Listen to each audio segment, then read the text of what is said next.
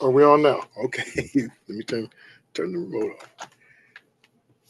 So we are all the way live right now. Oh, yep. Meeting is just live stream. Hello, everybody watching. What's going on? Are we on now? Okay. Let me turn the remote off. Audio on the. Oh shit. If you could imagine your Laptop audio. Because I'm on the account, so it plays and everything. All right. Welcome in, everybody. Y'all a minute to get on in here. I got some things to talk about. Here. First and foremost, welcome in. It's Third Generation Wrestling Podcast, 3GW here. We are back again. The Real Big E, and of course, Rob the Ambassador. We was talking before we came on here a little bit about some fantasy football and football in general. How we got these bye weeks, injuries, dealing with all that stuff that comes along with fantasy football. I'm sure some of you all out there are dealing with it. Yeah, Bronco country over there. Got one of the ugliest wins I have ever seen. Somehow my Bears pull out a win after being down. I guess that's the only way to know how to win is to be down and then come back and win. I don't know. But win's a win, I guess.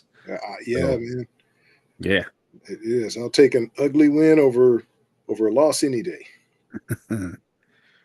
You know, one thing I know we said we were going to talk about something, but it just popped in my head again because of we were talking about football.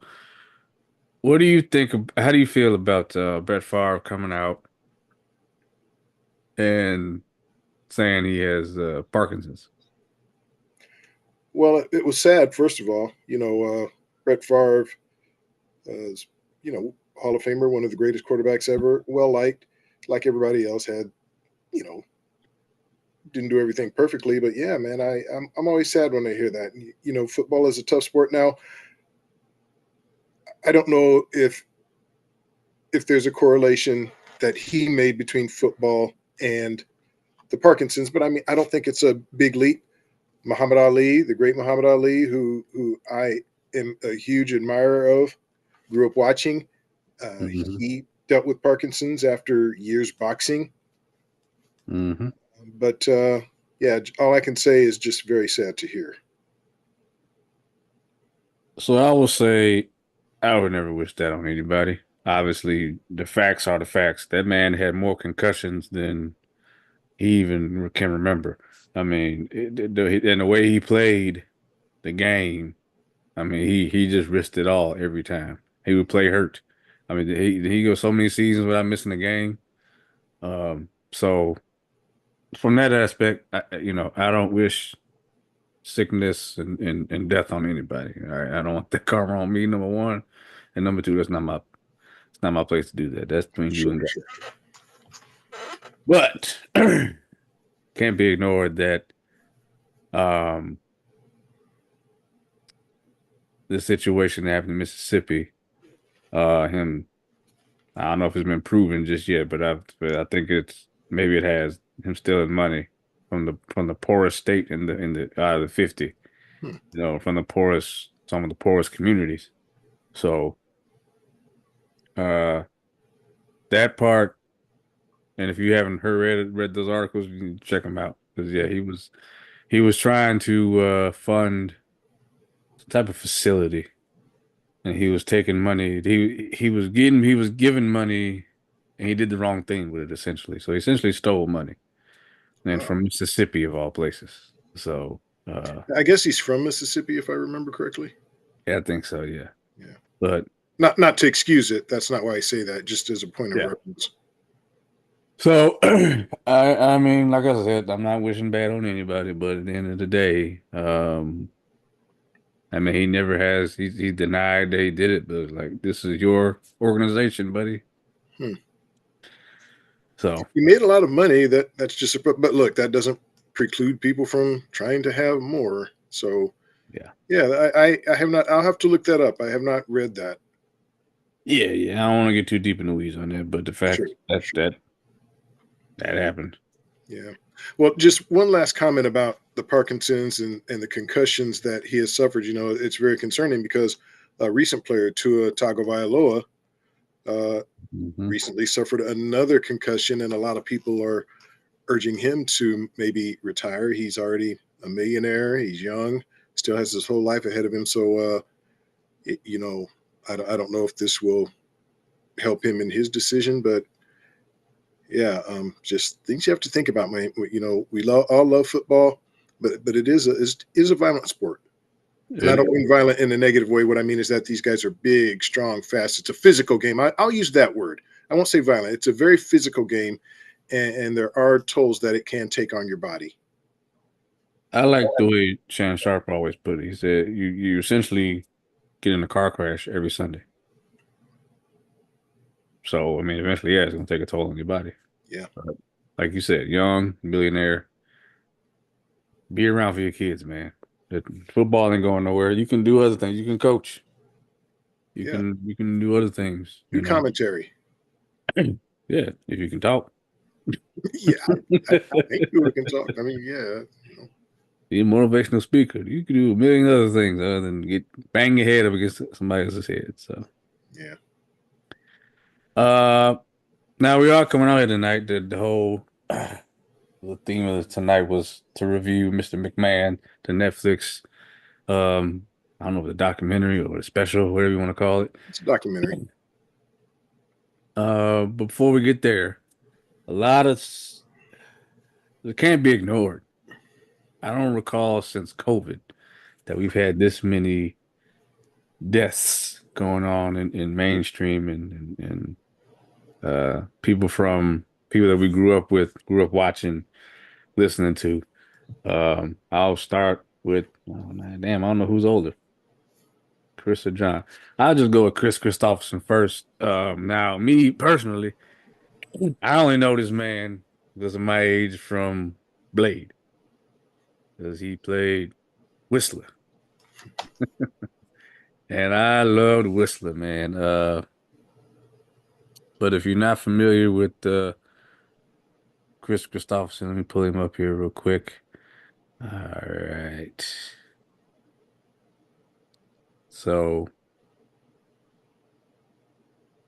here he is. You can see he was in Blade. He was in all three Blade movies. Uh,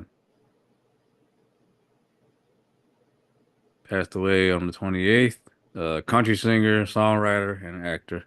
Um, but like I said, I really only know him from his acting days. I know he did other movies, obviously, besides Blade, but let's see. Yeah, he was actually one of his recent movies. Well, I mean, it was a while back, but my wife and I love the movie, and I can see the image on your screen there, Payback with Mel Gibson. Oh, okay. He was in that movie, and that's a kind of a crime dramedy. It's kind of hard to explain, but we love that movie. Lucy Liu is also in it. Uh, yeah, that's a great film, and he was in that one. As a kid, I remember growing up watching him in movies like Convoy, and a movie that my mom loved called A Star Is Born that starred him and Barbara Streisand. And she bought that soundtrack and she would play that over and over again, and she would watch that movie. Yeah, she loved him. And then, of course, you mentioned his music career. He had a big hit with the song called Why Me, Lord. And I don't know if you've ever heard it, Lord, help me, Jesus. I've wasted it, so help me, Jesus. My soul is in your hand. That was a big hit. And then he also wrote a song by Janis Joplin. And I know I'm dating myself. Some of you probably never heard of I Janis, mean, he's an older singer, you but you know. should Google her. She was an amazing singer, man. Kind of a rock, soulful. Of course, died at a young age. She, was during the '60s. But Me and Bobby McGee, that was one of her biggest hits, and he wrote that song. Nice. Yeah, man, I was with the new Blade coming out with Wesley, doing his thing. Um, I thought they maybe could bring back Whistler. I don't know. They probably would have cast it different anyway, just because he is older. But yeah, sad, Yeah. real sad. Yeah, so it's always rest in peace. He has family, friends, people who are hurting, and we want to extend our condolences. Oh yes. Um, Another one. I might as well just stay here. This one was tough too. Dikembe Mutombo passed away from, as we were talking about, from brain cancer. I didn't know he had brain cancer either. Yeah, I didn't Um, either. and it's sad. I mean, I remember watching him as a kid, and this was somebody that my dad made sure that I saw. He's because I think on the Nuggets, maybe it was the Nuggets and the Supersonics, and they were playing. And my dad said, "You got to watch this guy. You got to watch him." Or maybe he was on. Yeah, he was on Denver, and he said, "Watch this, watch this." He blocked and he no, no, no. Yeah, yeah, he was famous. He could swat them basketballs. I mean, Oh yeah, yeah, he yeah, could. He spent a few years with my 76ers, my favorite NBA team, and played well for them. And he was also a philanthropist. He was born in, oh well, yeah. it's called the Republic of Congo, and if I'm correct, and I don't guarantee that I am, but I Yes, yes. believe it. Yeah, but I believe it was once called Zimbabwe, and he was very helpful in building schools and hospitals in his home country. There you go. So he was a good man, just a good man, not just a good basketball player, but just a good man. Yeah, it was this 76ers team with Allen Iverson that went to the NBA Finals, but Yes. unfortunately they ran into Yeah. Shaq and Kobe in their prime. So Yeah. The Sixers did get one game in that series, though. They got yeah, one they game. did, they did, Yeah, they they did. got one game. They did. Uh yeah, hell of a career and just a hell of a man. I mean, to build these hospitals in Africa and all the contributions he's made. He was the NBA's global ambassador. He wasn't just local. He was the global ambassador, and Yes. that speaks volumes. And it's just really unfortunate. Yeah. So Really, once really again, unfortunate. Dikembe, to all of those, we extend our condolences and rest in peace, brother. Righty. I know you're not much baseball guy, but I know this. He also had an impact in wrestling. Yeah, he did. But man, I know Pete Rose well. My dad, I'm not a big baseball guy, but my dad used to sit me in front of the TV to watch games. And Reggie Jackson, who played for the Yankees, among other teams, Oakland A's, always my favorite baseball player. But my dad was a big Cincinnati Reds fan. And Pete Rose played with them during their heyday. They had guys like George Concepcion, Johnny Bench, the catcher. Everybody knows Johnny Bench. But man, Pete Rose and that image of him sliding head first. Uh, I mean, that was his own unique way of sliding, man. And he just would leave it out on the field. Charlie Hustle, they called him. That was his nickname. Yeah. Sadly, banned from baseball for gambling, uh, much to the chagrin of a lot of fans who felt like after some time that he should be reinstated. But I believe it was Bart Giamatti, the commissioner of baseball at the time, who, well, no, it wasn't Bart Giamatti. It was a gentleman before him. But sadly, he was never reinstated.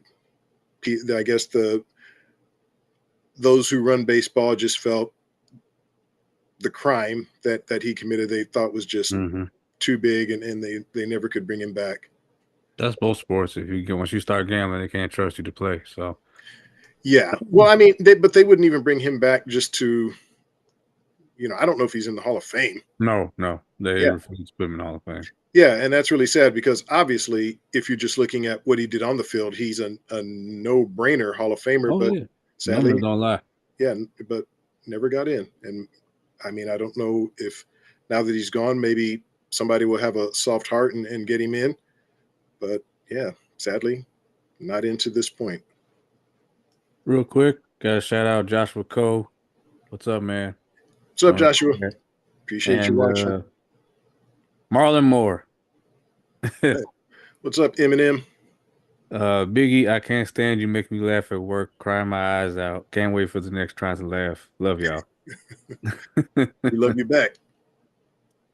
uh, Joshua Cole said Dikembe is a legend. He is. Oh, He is. appreciate it, Joshua. Yeah, yeah. Yep. As is Pete Rose. Oh yeah. I mean, I know you remember this.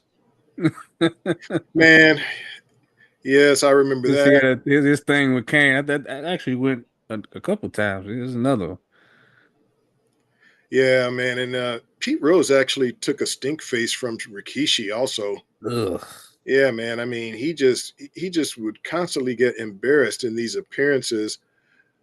I'm assuming Vince just paid him a shitload of money to just come on and make a fool of himself, and Pete did it. And the crowd loved it. The crowd always popped for it. Yeah. But again, rest in peace to the legend. Absolutely. He's in the WWE Hall of Fame. I guess that's something. Yeah, there you go. Deservedly so. And last but certainly not least, and this is a strange one. I'll explain why here in a second.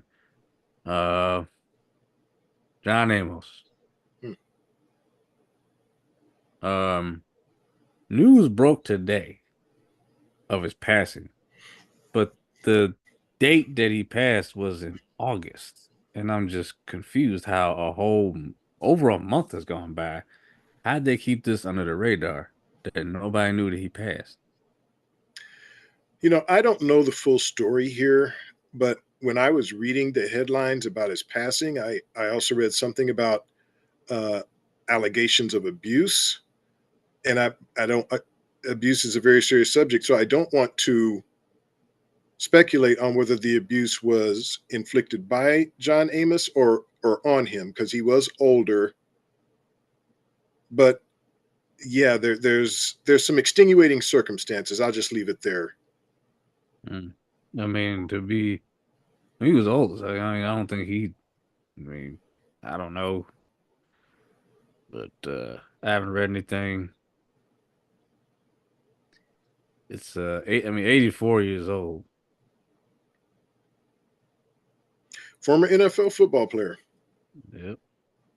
but career cut short by injury. And look, man, I grew up watching John Amos. When I was a kid, the show Good Times is one of my all-time favorite TV shows. Uh, Truly a landmark series that portrayed a poor black family in Chicago living in Cabrini Greens, and they touched on issues of gang violence, drugs, uh, many other subjects, but they did it in a way that was both powerful and informative. But it was a comedy series. Hmm. It was a Norman Lear series, and anyone who knows who Norman Lear is knows what a towering legend he is in the television industry with other shows like The Jeffersons, All in the Family, Maude. I mean, you could go on forever with Norman Lear, but Good Times is one of his shows, and to me, his absolute best. I love that show, and John Amos played James Evans Sr., the father, and he was representative of, I think, what a lot of us black men grow up. He was tough. Hmm. Um, he was a disciplinarian, but he was also loving and caring and a good provider. He also played in a landmark miniseries, maybe the first ever miniseries, as you can see right there. He played the older version of Kunta Kinte in the TV series Roots. The younger version was played by LeVar Burton, who people know from, Reading Rainbow yeah, and Reading Star Rainbow, Trek but and also Star from Trek. Star Trek. Yeah. I don't know which, I can't remember which incarnation, but he was in Star one of the Star Trek. Trek. I Maybe think it was Next Voyager. Generation. I think it was Voyager. Was it Voyager? Okay. It might have been. I'm not sure, but you Trekkies out there, correct us if you know, or just Yeah, we're put it in not the trying to chat. offend y'all. Sensitive. Yeah, and then of course where the real Big E and I start to get some commonality with John Amos.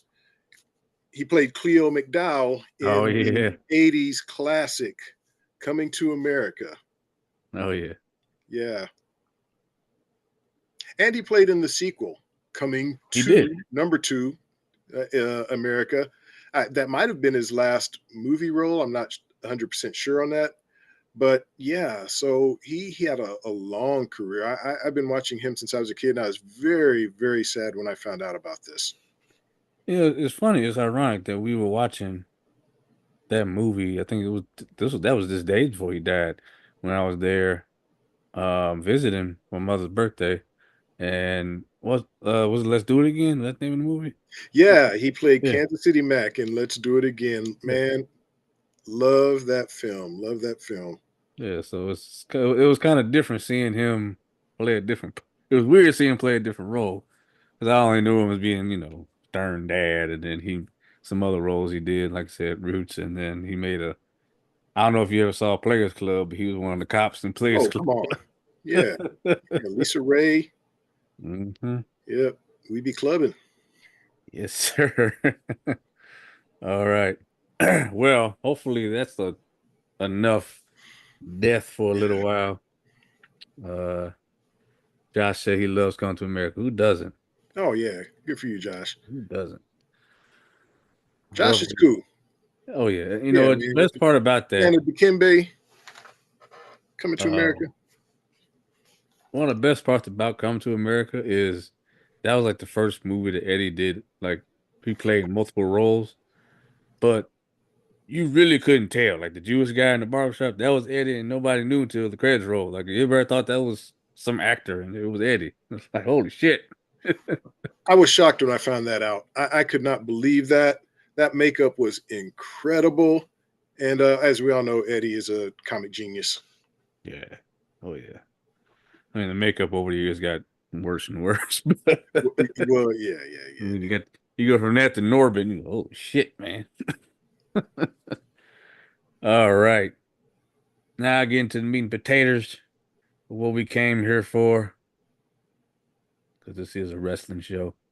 And Rob has always said, you know, since we moved back in the day when we first was doing strictly audio, talking wrestling, Rob was all we've always criticized Vince McMahon on different things. Before any of these allegations ever came out, it was strictly just about booking. Rob always hammering home the point. Yeah, we feel this way about Vince, and when AEW started and all that, but you always reminded us that it was Vince that revolutionized wrestling, got wrestling on TV, came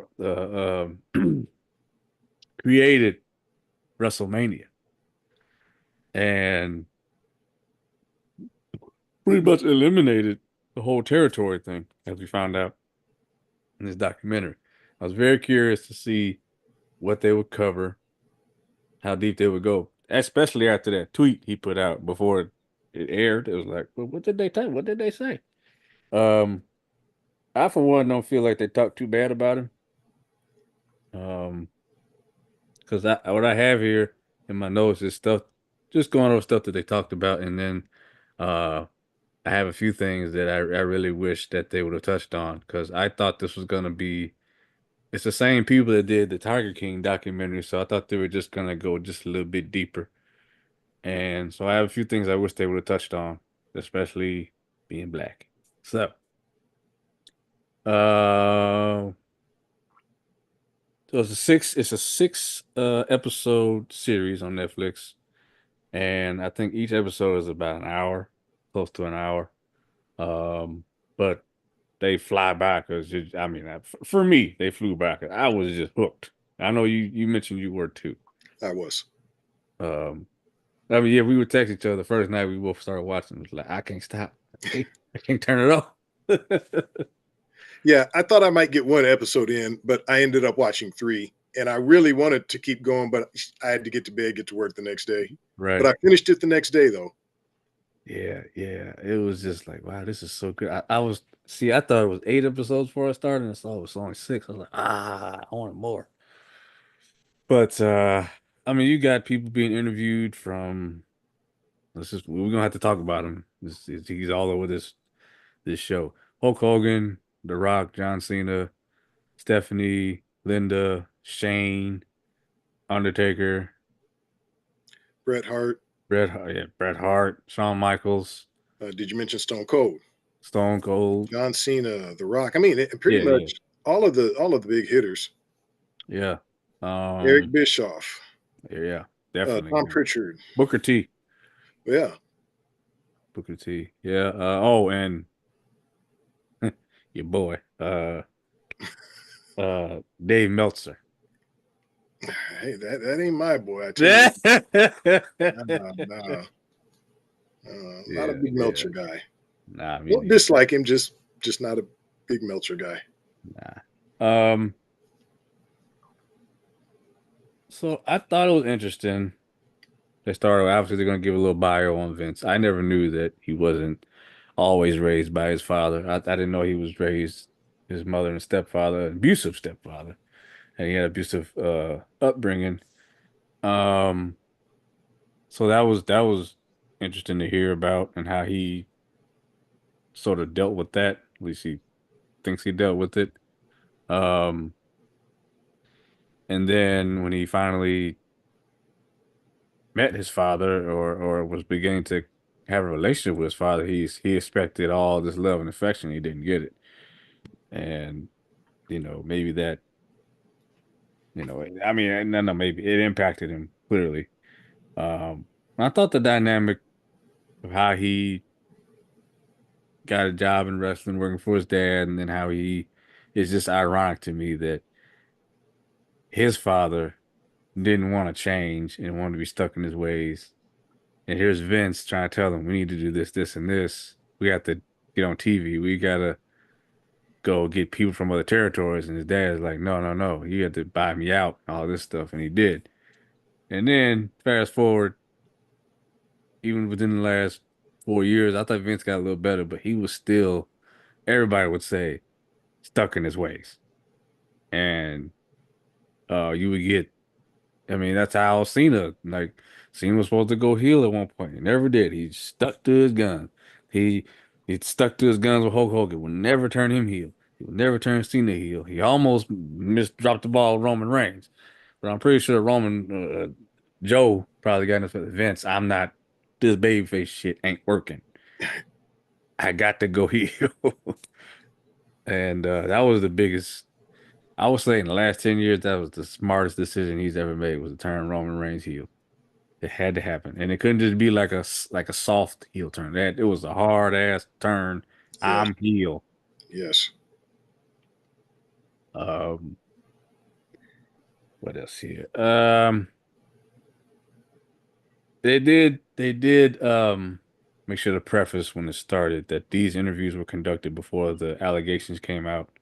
Uh, so which was good to know because it was like, how y'all do all this and all this stuff going on. But I think we knew about this documentary a couple of years ago. Um, yeah. but I he, think. Oh, oh, go go ahead. ahead. Sorry. No, go. I was just. I think what was good about the documentary is that first of all, they said they did over 100 hours of interviews with all of these various um, wrestlers, family members for this documentary, and they gave us 6 hours. But I thought they covered so much ground, uh, mostly about Vince as a wrestling promoter, being in the wrestling business. You talked about taking over the business from his father and then breaking the taboo of stealing wrestlers. Well, not stealing them, he paid them, bought them out from the territories, pretty much ending the whole territory system that wrestling uh, was ruled by for many years. The risk of WrestleMania 3, and then what it's become, and then it went through the attitude era and all, kind of the golden age of wrestling. It had some of the bigger moments that happened, and then some of the controversies that happened both within the ring and outside the ring. And I thought it was very well done.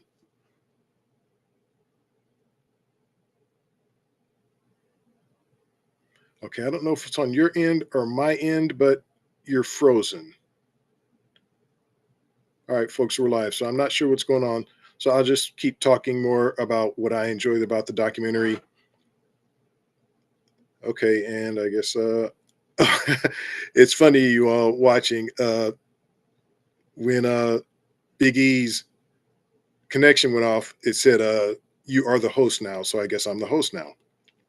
So for those who haven't watched it, I won't say too much, but my only critiques would be I didn't feel like there was enough about Vince McMahon's personal life, his younger days. He didn't really seem to want to talk too much about that. There was some talk of his father.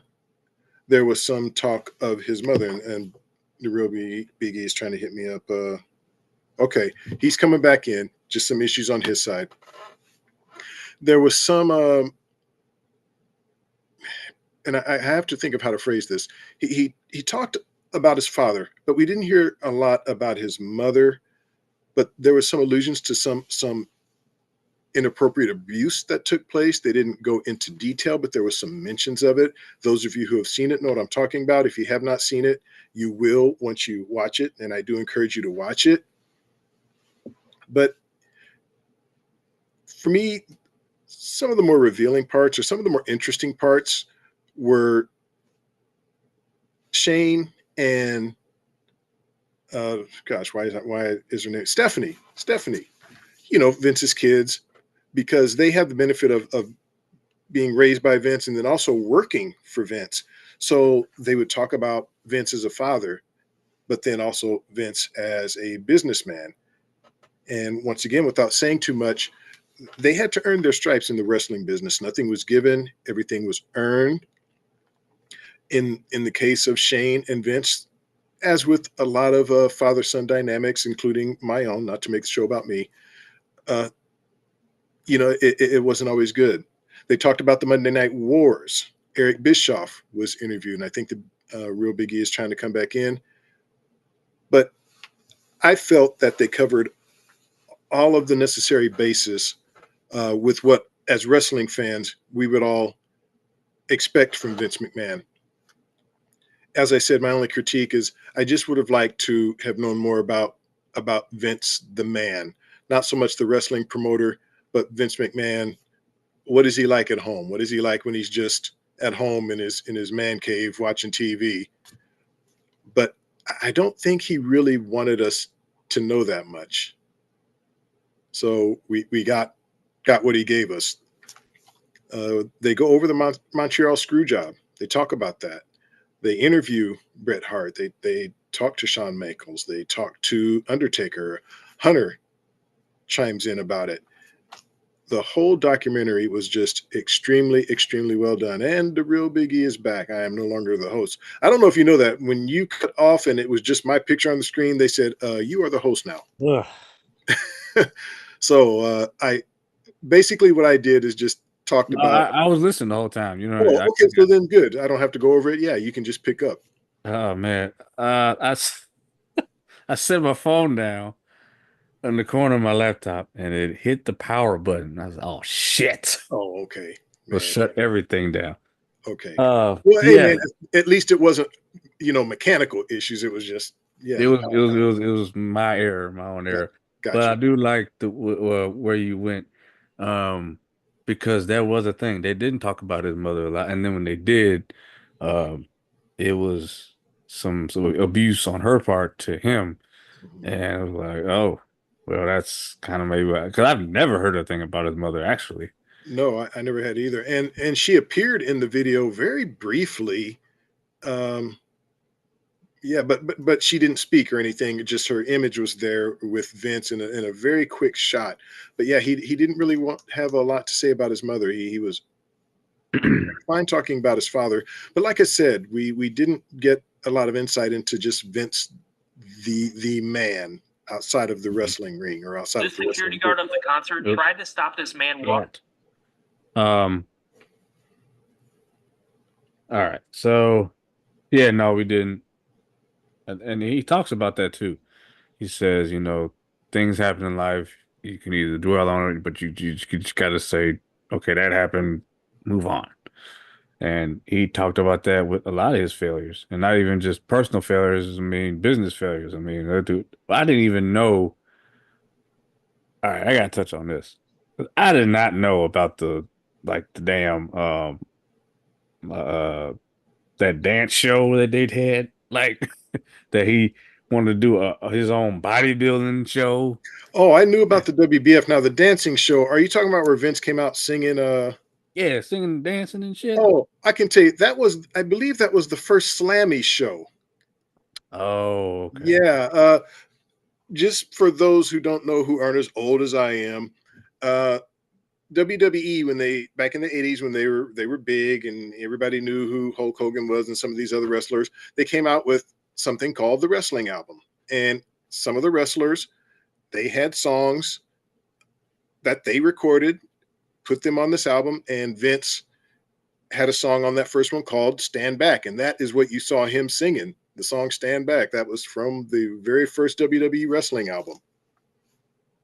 Wow. Yeah. Oh yeah. And that I believe I'm pretty certain that footage is from the first ever Slammies. Wow. Yeah, I was like, I have never, ever seen this footage. Unfortunately, I had seen that, but not in a long time. Now, unfortunately, it's tattooed on my brain again, probably permanently. Um, see, now I want to take a look at it again. Hold on. Oh, do we Get have to? it to work.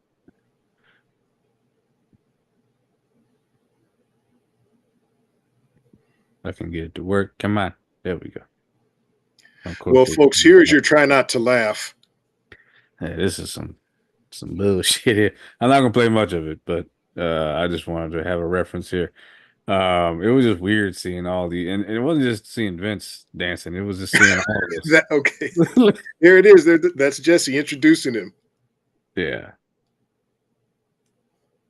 Let me fast forward a bit.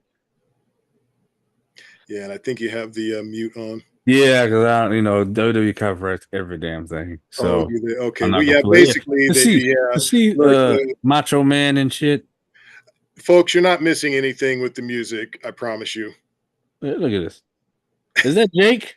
That's Jake. That's Randy Macho Man Savage. Brutus Beefcake. Jesus Christ. Yeah. Well, yeah. If you want to see more of this and hear the audio, you can look it up on YouTube or go watch the documentary. But yeah, there you go.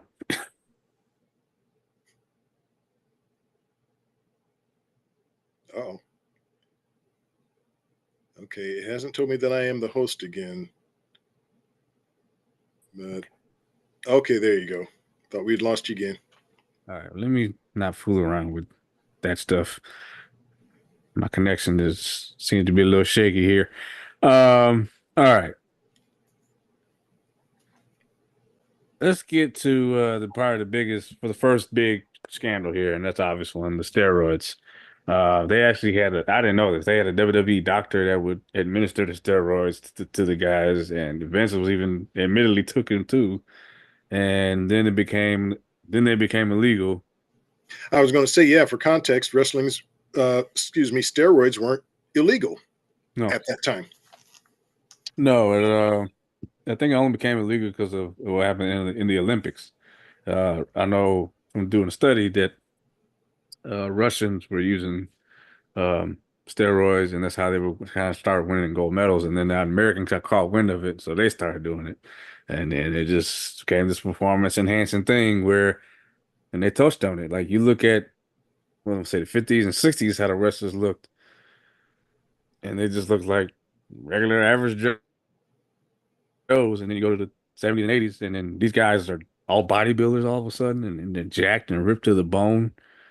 Um, yeah, I mean, it's crazy. Um, Hulk Hogan, obviously. I mean, you look at all these guys. I mean, obviously they're on something. Um, but I mean, to me at the time, the most jacked person was definitely Warrior. Oh yeah. Um, and then speaking of Warrior, obviously they made it. They talk about how WrestleMania was developed, how it was a big risk. So they go into that. Um, and but the whole thing with the steroid thing was Hulk Hogan testifying against Vince McMahon in court after leaving Vince McMahon for Hollywood, and Vince almost went to jail. And the only reason he didn't was because he had great lawyers and there wasn't enough proof to say it was his fault. I mean, there wasn't really any evidence, really. Um, and I know I was younger at the time, so you probably were watching the coverage, trial coverage as it was happening. Actually, there wasn't really a lot of coverage, like live coverage. It wasn't like the OJ trial or anything. There Oh, really okay. wasn't much said about it. The only thing you heard was what you they that was reported. Oh, okay. Yeah, because even though wrestling was big, it just wasn't like I said, nothing like what the OJ trial was. Josh said, I could see how bad that video was without the audio. Okay, good for you, Josh. Yeah, but believe me, you were spared the worst part. Okay. Another not so proud moment when it comes to Vince and WWE is wrestlers dying. Um, Now you had a lot of wrestlers dying under 40 or around 40. You know, you can go Kurt Hennig, Rick Rude, uh, Eddie Guerrero. Well, Eddie Eddie, Guerrero. Um, they but- focused on Chris Benoit, which I was wow, surprised. I was shocked. I was like, Yeah, "Whoa." He hasn't said that name probably publicly since he died. yeah. So that was a shock. I thought they were going to actually talk about Eddie, um, and they didn't. They did talk about Chris Benoit, and that was another thing that tied to the steroid thing. 'Cause everybody thought it was roid rage. I'm like, roid rage doesn't last days on end. And then they brought in Chris Nowitzki, who talked about, CTE. he and I don't understand what the controversy is. I mean, you get hit in the head that many times. I mean, how many football players have shot themselves in the chest versus the head because they wanted their brain to be studied because they knew something was wrong? You Yeah, know, a lot of those old school wrestlers just don't believe in that sort of thing. They just think, oh, you got binged in the head, so what? You heard Stone Cold say that. He said, I'm not a CTE guy, and I don't want to give too much about this away because I think it's very compelling to watch, and I want people to really watch it. But yeah, Stone Cold, even he said, not a CTE guy. So yeah, there's still a lot of denial about it, and I think Chris Nowinski talked a lot about that. About he had a hard time trying to convince wrestlers and other athletes that this was actually a serious condition. yeah. Even convincing the WWE eventually to let him, come in and do his thing. Uh, but I think just like with how mental health is running rampant, I mean, you take shots to the head, there's consequences. I mean, why else? I mean, to his credit, it's because of the CTE studies that Vince got rid of the chair shots to the head. That's a thing. And if it wasn't real, he wouldn't have done that. And I mean, the Undertaker heard him talk about how he didn't like that idea because that's what we do, But yeah, but you're hurting yourself. How many concussions have you had, sir? Um. Oh yeah.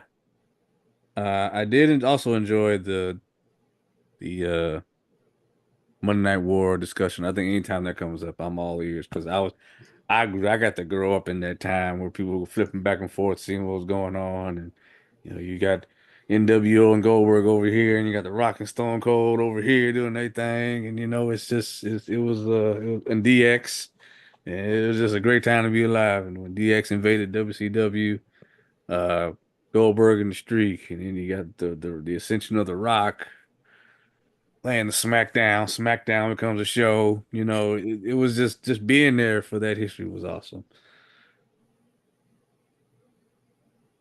Um, they touched on Owen Hart. Um, I did not know. I did not know that they didn't. I thought. So when you went to, you may not recall when you went to SummerSlam in '98, were they changing the mats at every match back then or no? Were they? I'm sorry. Say again.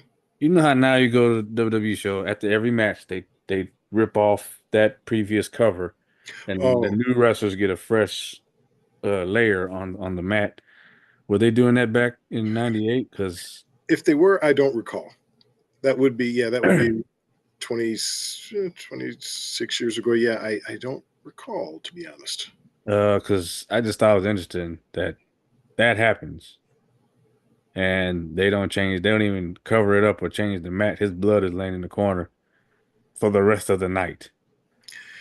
Yeah, I didn't know about that. I do remember Book and I, our dearly departed. We weren't there in person, but we've talked a bunch of times about Billy Joe's Picture Show, a venue here where we could go watch it live on a movie screen. And so we're watching it live, and I remember, kayfabe. It used to be, it was such a thing that when people first heard about what happened to Owen when they first announced it on the show, people weren't sure if it was a work or not. And I remember chatter among people, and I said that just hit different. And Hmm. I don't think it's a work at all. And then finally, to all of our shock who was there, Jim Ross comes back and announces and says Owen Hart has died. And then at that point, everybody knew that that's not a work. They wouldn't do that, and you could just tell, and you'll see it in the documentary that OJR was not joking about that, and that was very sad. And so then they go on and talk about the decision to continue the show, and I'll just leave that there. But once again, very Yeah. compelling watching for those who are interested. So yeah, I don't want to hit every beat like Rob said because I want people to go back and watch it. But they do touch on me and Shane Yeah, and and it was a Stephanie. 6 hour documentary. We'd be Yeah, here all night. Shane and Stephanie talk about their own personal careers as wrestlers and as on TV personalities. They delve into how Triple H wound up getting in the family. Um, Donald Trump. They talk about his ass when he was they did the program with him Mhm. obviously. Yeah. But yeah, it's a really good, really, really, really well done, put together documentary. The last thing I want to talk about is, and you feel free to throw something in too if you have any things I wish they would have touched on is, um, in particular, especially since they had Hulk Hogan on there, like why not talk about dude? You just never gonna bring up the word you said to your daughter. Like we're never gonna talk about that. Um, I think they probably left that out because Hogan wasn't even with the company then. He was older, and he was. I don't think he was still wrestling. I don't even think he was with the company then. I think he was with TNA or something at that time. no, but they took him out of the Hall of Fame because of it. Yeah, I thought the thing I was kind of surprised that they didn't bring up, but I can understand why. It's a very controversial thing, but I don't know if you remember. I think it was an opening to Raw or SmackDown where Vince McMahon comes walking in doing that power walk he does, walks by John Cena and says, "What's up, my nigga?" Yeah. Oh, I had that here. Yeah, I thought that they would focus on that, but I'm sure WWE said, "Look, that's an ugly word, too controversial." Maybe for Vince, It even was, that was too controversial. But the Hogan thing, I could see why they left that out. But I thought for sure that would be talked about. yes. I had that written down. Vince using the N-word more than once. And he was saying it right in front of Booker T. Yeah, yeah. And I don't know the context, but there was one night on Raw, he was in the ring and he had everybody around the ring. And he said, if you're not Caucasian, go back to the locker room. I don't remember that. But if this was during the Attitude Era, This was I post. I think this was post attitude. I think this was um the ruthless aggression. yeah, Uh, wrestling had gotten shaky by then. The Attitude Era, I don't remember that as fondly as most people. And I actually had stopped watching WWE for a couple of years around that time. I just wasn't happy with the product. I just thought it just had gotten too juvenile. And the last thing I really wanted to hear about, because she was on the show, so I thought that she would touch on this, but I just wanted to hear Linda's thoughts about everything. Like, I don't care about Linda's thoughts on her political stance. I don't care about what her role was in the company. How do you feel about Vince and these affairs that he had, these allegations? I mean, maybe not the allegations, but at least touch on the affairs that you knew about. I mean, you clearly knew that these things happened. You stuck by him. It's like I just wanted to get her perspective and everything. And are they still married? I mean, nobody knows. Yeah, to me, that kind of leads us into, and I don't know if it's a good wrap up, but one of the big controversies about the documentary is the statement Vince made shortly before it came out. I don't know if you have that, but I can pull to it.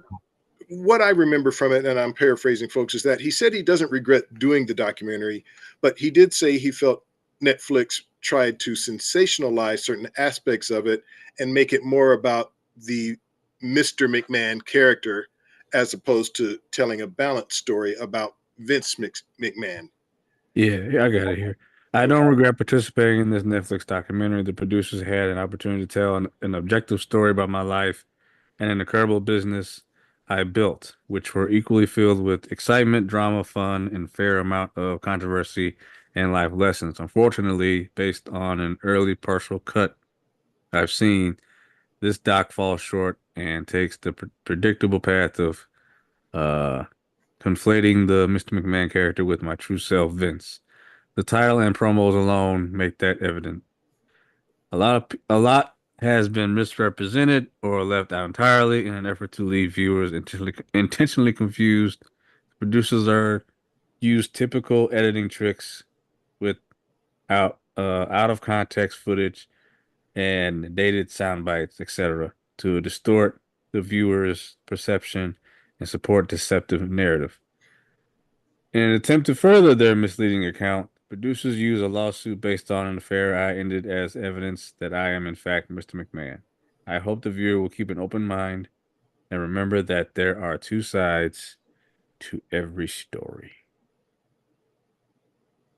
Well, that's why, look, in fairness, and I stated this earlier, over 100 hours of interviews were done, but obviously you can't have a series. You can't have 101-hour episodes of a documentary. Yeah. So they condensed it into six.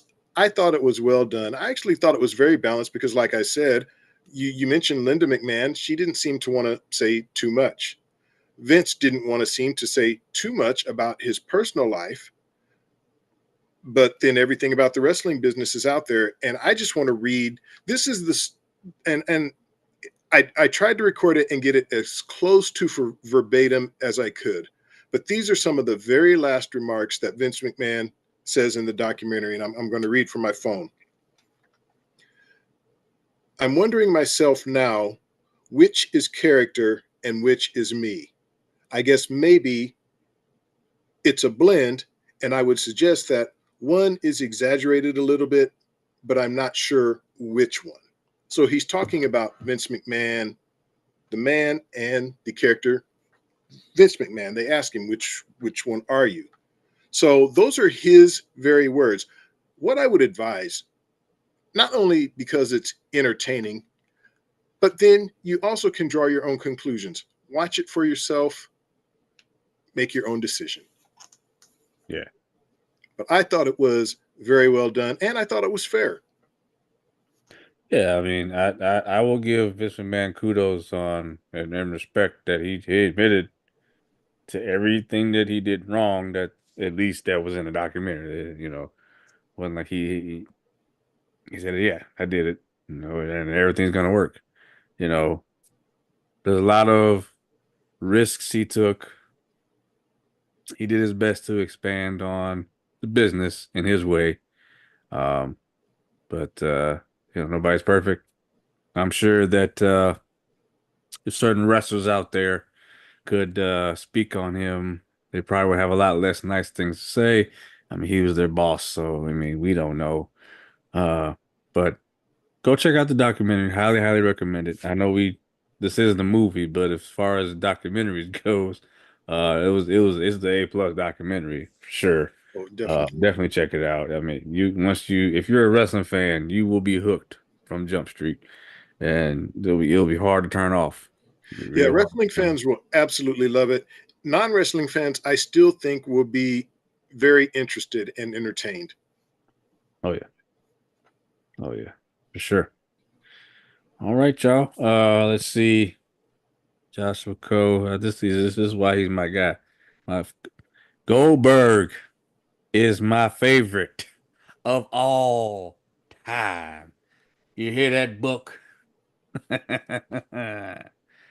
And Blake, because both y'all some haters. Uh, yeah, Yeah. look. I didn't see Goldberg. What I have seen, mm, he You no no. not my style of wrestler. You saw Oldberg. You No, didn't get man, to see Goldberg. I tend to gravitate towards the wrestlers that are a little more technical. You know, Goldberg had some matches I think you would like. I think we just need to go find them and maybe react to them. See, they did him dirty in WWE, even his second run when he was, they were putting him over. He did more than two moves. I mean, he had whole wrestling match. He had a whole repertoire every match. I don't know why people are so stuck on the fact that he only did two moves. He had a bunch of moves. He is 6'3", 6'4" guy doing a backflip in the middle of the ring, handstand, and he was athletic as shit. Now, obviously in his 50s he ain't doing that, but well, shit, none of us are. uh, but the craziest thing is how much his son looks just like him when he played football. Like if you put Goldberg and his son Gage next to each other, pictures and the hair, everything. The only thing Gage is missing is facial hair. But yeah, yep. All right, y'all. Um, what we got coming up? Before I talk about that, check out. I'm still promoting this because I worked very hard on that review. Batman and Robin, that roast. Y'all showed up for it. It's gotten the most views of any movie we've done recently. Um, so appreciate that. And then we did got the Trying to Laugh. Summer Revival Part 3 is up. Still working on. I'm still playing Ghost of Tsushima gaming. Um, Discord. If you're not on the Discord server, I post the link. I'll post it again. Make sure you join over there. Um, a lot of chatting going on. Let's see. I'm gonna start using Discord for polls. It's going to be a way for you to know when we go live, right before we go live, what the plan is for the week. All that stuff's going to go on Discord. I'm gonna still post here on YouTube too, but it really is that much easier with Discord because you get alerts and you can message us directly, um, without giving out your number. We don't give out ours. It's just a way for you to share stuff about you, and we can share. It's just another community tool that so far has been working really well. So shout out to Cyberball for the idea. And he's on there. Josh McCole is on there. Britton Stegner's on there. So here, y'all gotta get on. Y'all gotta get on. I know I got to get on too. I sent you the app. Yeah, Uh, so put it on my phone and just your Chromebook. phone. Just your Just the phone. phone. Okay, got you. All right, I'll download it tonight. And then once you do, let me know and I can send you the link to join and you'll be a partner and you can respond as on yourself. TikTok, hit us up on TikTok and posting on there stuff that you won't see on YouTube. It'd be strict stuff from YouTube, but clips from YouTube, but then some stuff is strictly on TikTok. Um, and then always email us at thirdgenwrestling@gmail.com for sure. We got some movie review ideas from Britton Stegner. Probably end up putting up a poll, even though he made a good point with the passing of Chris Christopherson that maybe do Blade. Uh, Man, Blade that might one be or pretty cool. two, I would love to do. Yeah. Trinity, Nah, we ain't touching that shit. yeah, but Blade That's a one or two, I'm in. Trinity's a roast. Yeah, Cause that's some bullshit. yeah. Ugh. Uh, yeah, that's what we got coming up. We will make a decision on the movie review, and I know Cyberball actually requested Sephardan Preacher, but it's not by Joe Schmo. It's an older one. He sent me the link, so we'll probably do that one next week for next week. So, and then this weekend. right? Yeah. We are a wrestling show This weekend, Bad Blood. from the Oh, ATL. I know I'm forgetting something. Bad Blood from ATL this Saturday. Big time match. I'm really looking forward to CM Punk and Drew McIntyre tear the house down. I know everybody's talking about Tribal Chief coming back and everything. I'm looking forward to that Hell in a Cell match. So post show, we'll do our best to get predictions out as well. We definitely gonna talk about this post show for sure. Because that's gonna be something. I really think this Bad Blood show is gonna be gonna set the precedence for the future for sure. Um so yeah. Anything else, Rob, you got before we get out of here? I think you pretty much covered everything, but as always, we want to thank all of the listeners, all of our longtime supporters. We love y'all. Wouldn't be here without you. Yes, thank you for putting up with the technical difficulties, even the self-inflicted ones tonight. But I'm glad the stream stayed up, so I didn't have to start the whole thing over. But yeah, thank you all, Josh, uh, Marlon. Appreciate you all for coming on, and uh, uh, Cyberball, Brendan Stegner. Appreciate you all as well, and everybody else. Take care. We'll speak to y'all again soon. Peace.